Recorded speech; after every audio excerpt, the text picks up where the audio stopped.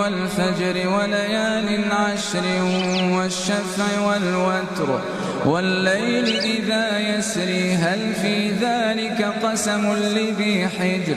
ألم تر كيف فعل ربك بعاد إرم ذات العماد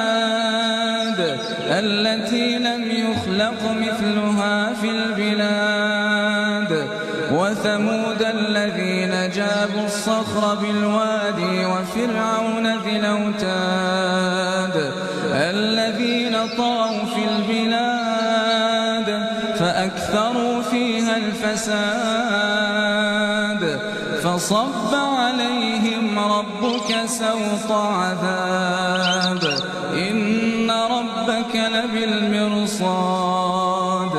فأما الإنسان إذا ما ابتلاه ربه فأكرمه ونعمه فيقول ربي أكرمن وأما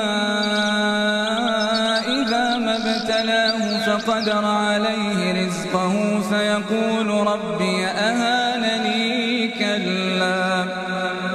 بل لا تكرمون اليتيم ولا تحضون على طعام المسكين وتأكلون التراث أكلا لما وتحبون المال حبا جما كلا إذا دكت الأرض دكا دكا وجاء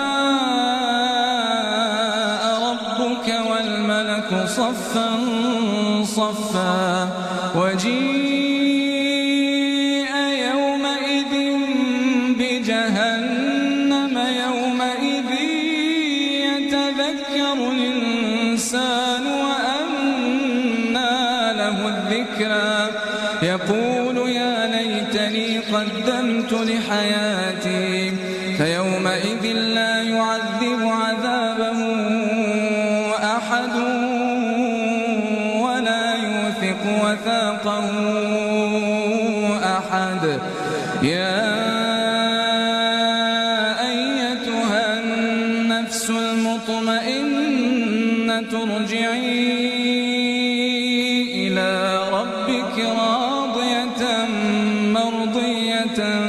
فادخلي في عبادي